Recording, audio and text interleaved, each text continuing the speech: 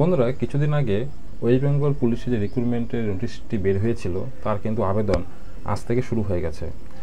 তো আবেদনের যে অফিসিয়াল পেজ সেটা আমি খুলে নিয়েছি এবং দেখতে পাচ্ছ এখানে 1-3-2024 থেকে আবেদনটি চলবে এবং শেষ হবে 29-3-2024।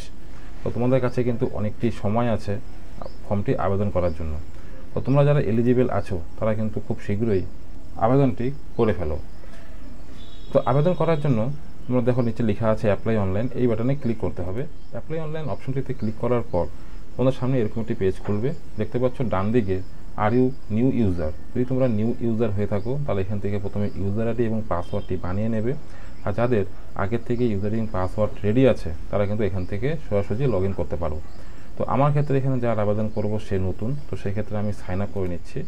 তো বন্ধুরা, তোমরা যারা ইউজার আইডি এবং পাসওয়ার্ড বানাবে তারা প্রথমে অ্যাপ্লিকেন্টের নাম অর্থাৎ তোমাদের যে নামটি লিখবে, তার পাশে আছে ইমেল আইডি। তো এই ঘরে ইমেল আইডি লিখবে, ওই ইমেল আইডিটি আবার পরের ঘরে লিখবে অর্থাৎ কনফার্ম ইমেল আইডি। তারপরে এখানে তোমরা যে নাম্বারটি ব্যবহার করছো অর্থাৎ মোবাইল নাম্বার, সেই নাম্বারটি এখানে লিখবে। আর যখনই ট্যাব মারবে দেখবে ইউজার নেমে কিন্তু তোমাদের যে মোবাইল নাম্বারটি আছে এটি হয়ে যাবে তোমাদের ইউজার নেম। তারপর এখান থেকে একটি পাসওয়ার্ড তৈরি করবে, যেখানে বড় হাতের, ছোট হাতের, স্পেশাল ক্যারেক্টার এবং সংখ্যা মিলিয়ে পাসওয়ার্ডটি তৈরি করবে। সেই পাসওয়ার্ডটি আবার সেম পরের ঘরে ফিল করবে। ফিল করার পর তোমরা এখান থেকে সাইন আপ বাটনে ক্লিক করবে। সাইন আপ বাটনে ক্লিক করা মাত্রই কিন্তু তোমাদের কাছে ইমেলে একটি ওটিপি যাবে আর মোবাইলে একটি ওটিপি যাবে। তো যে কোনো একটি ওটিপি দিয়ে তোমরা সেটাকে করবে হলো ভেরিফাই। তো বন্ধুরা, আমার কিন্তু ইউজার আইডি এবং পাসওয়ার্ড তৈরি হয়ে গেছে। তো এখান থেকে আবার ইউজার নেম এবং পাসওয়ার্ডটি লিখে লগ ইন করলে আমরা আবেদনের যে মেন পেজ সেই পেজে চলে যাব। বন্ধুরা, ফর্মটি খুলে গেছে। এবার দেখো এখানে কি আছে, select state of permanent resident, অর্থাৎ বন্ধুরা স্থায়ী ঠিকানার যে রাজ্যটি এখান থেকে নিয়ে নিতে হবে। অর্থাৎ আমরা পশ্চিমবঙ্গে আছি, তার জন্য এখানে ওয়েস্ট বেঙ্গল নিয়ে নিতে হবে। তারপরে কি আছে, আবার সেই ওয়েস্ট বেঙ্গল আবার এখান থেকে দ্বিতীয়বার নিয়ে নিতে হবে। তারপর আছে হলো জেন্ডার এখান থেকে নিয়ে নেব। তো আমার ক্ষেত্রে যেহেতু মেল, তো মেল এখানে নিয়ে নিয়েছি। যারা ফিমেল আছে তারা এখান থেকে ফিমেল নিয়ে নেবে। তারপরে আছে হলো ম্যারিটাল স্ট্যাটাস। তোমরা যারা আনমেরিড আছো তো আনমেরিড লিখবে, যারা ম্যারিড তো ম্যারিড লিখবে। বন্ধুরা, নাম কিন্তু অটোমেটিক এখানে চলে আসবে, কারণ রেজিস্ট্রেশন করার সময় যে নামটি তোমরা দিয়েছিলে সেই নামটি কিন্তু এখানে শো করবে। বন্ধুরা, 6 নম্বর পয়েন্টে আছে হলো মায়ের নাম, এখানে তোমরা মায়ের নাম লিখে দেবে। তারপরে আছে হলো ফাদার্স নেম, এখানে বাবার নাম লিখে দেবে। তারপরে আছে হলো বন্ধুরা এখানে দেখতে পাচ্ছ কাস্ট। তো তোমাদের যে কাস্ট, সেই কাস্ট এখান থেকে চুজ করে নেবে। তো আমার ক্ষেত্রে এখানে শিডিউল কাস্ট আছে, তো আমি এখান থেকে শিডিউল কাস্ট নিয়ে নিচ্ছি। তারপরে আছে হলো সিলেক্ট ইকোনমিক্যাল উইকার সেকশন। তো এখান থেকে যদি তোমরা হয়ে থাকো তাহলে এখান থেকে দিবে, তাহলে নট অ্যাপ্লিকেবল করবে। তো নট অ্যাপ্লিকেবল অপশন তো আছেই, তো দিয়ে দেবে।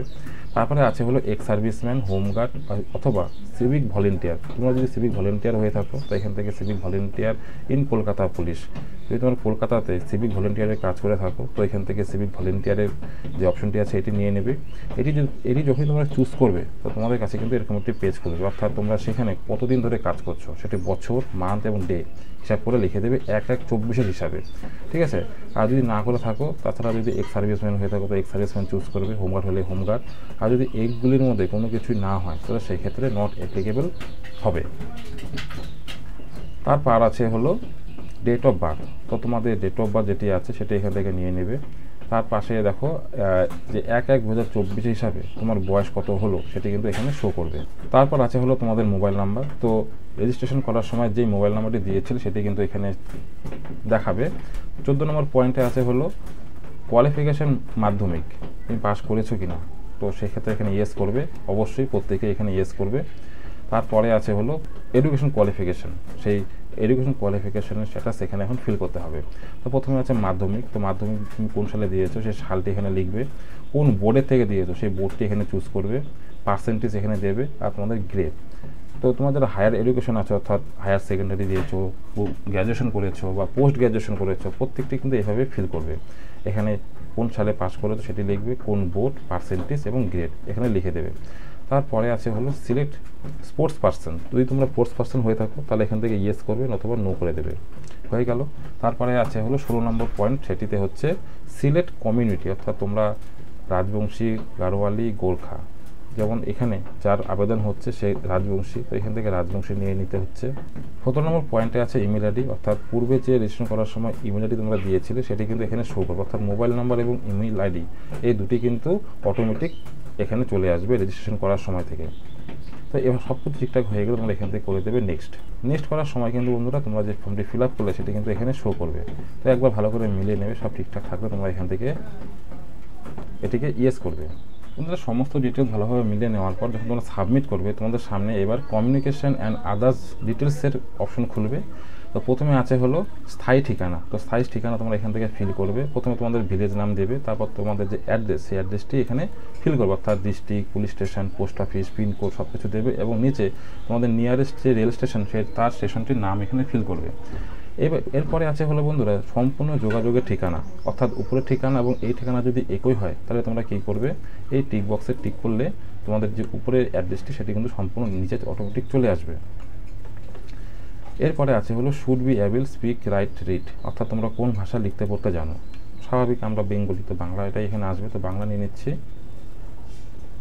তারপরে আছে হলো রিলিজিয়ান, তো যেহেতু আমরা হিন্দু তাই এখান থেকে আমরা হিন্দু নিয়ে নিচ্ছি।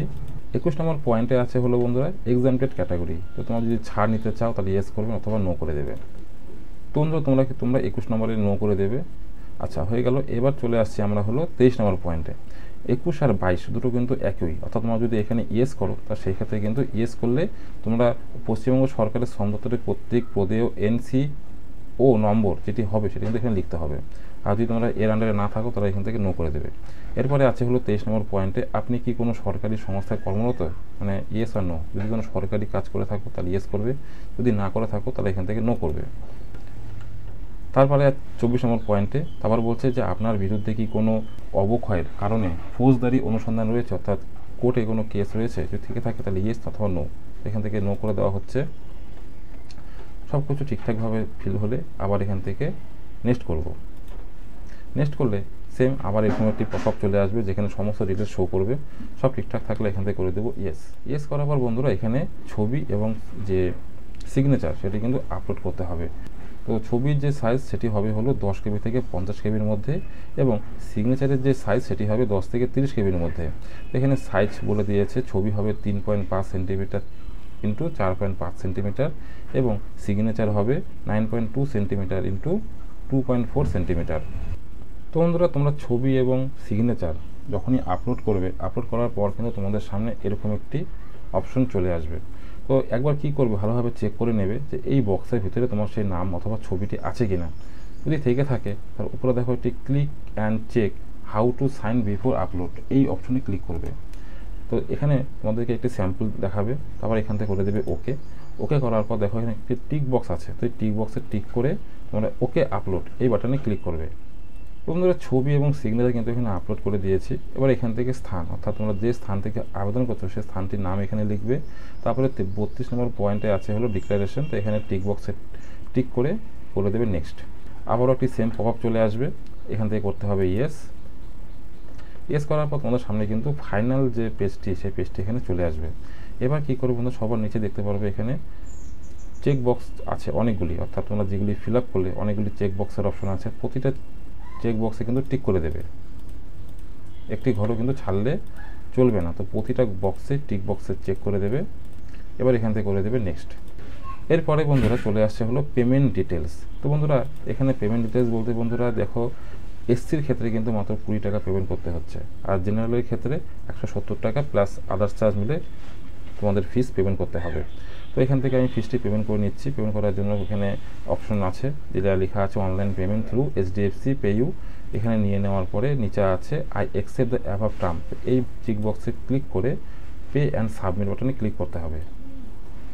তারপর করতে হবে ইয়েস। বন্ধুরা পেমেন্ট করার জন্য এবার এইচডিএফসি ব্যাংকের সোজা পোর্টালে চলে এসেছি। এখান থেকে পে উইথ ক্লিক করলে অনেকগুলি অপশন পাবো। তো আমরা এখান থেকে ডেবিট কার্ড যে আছে বা ইউপিআই, তো ইউপিআইয়ের মাধ্যমে পেমেন্ট করতে পারো, চাইলে নেট ব্যাঙ্কিংও আছে, ডেবিট কার্ডও আছে। তো আমি ইউপিআইয়ের মাধ্যমে পেমেন্ট করব। এবার ইউপিআইয়ের আন্ডারে ফোনপে, গুগল পে, ভীম, পেটিএম, অ্যামাজন পে অনেকগুলি অপশন আছে। তো আমি এখান থেকে গুগল পে নিয়ে নিচ্ছি। এবার গুগল পের মধ্যে আসার পর তোমাদের যে ইউপিআই আইডি সেটি এখানে লিখবে। তো বন্ধুরা আমার কিন্তু পেমেন্টটি হয়ে গেছে, দেখতে পাচ্ছ সাকসেসফুল হয়ে গেছে এবং পেমেন্ট সেটা সাকসেস দেখাচ্ছে। আর নিচে দেখো লেখা আছে click here to go to application complete page. তো এবার এখান থেকে এই পেজে ক্লিক করতে হবে। এই পেজে ক্লিক করার পর পরে যে পেজটি আসছে সেখানে দেখো লেখা আছে click here to take print out fill up application form, অর্থাৎ আমার অ্যাপ্লিকেশনটি কিন্তু সাবমিট সাকসেসফুলভাবে হয়ে গেছে এবং আবেদনের যে রিসিভ কপিটি সেটি কিন্তু আমরা এই ক্লিক হেয়ারে ক্লিক করলে পেয়ে যাব। তো বন্ধুরা ক্লিক হেয়ারে যখনই ক্লিক করলাম, ক্লিক হওয়ার পাশে কিন্তু দেখতে সাথে সাথে একটি পেজ খুলে গেছে, যেখানে আমার যে আবেদনের ফর্মটি কিন্তু এখানে চলে এসেছে। তো এই ফর্মটি তোমরা এখন প্রিন্ট আউট করে তোমাদের কাছে রেখে দেবে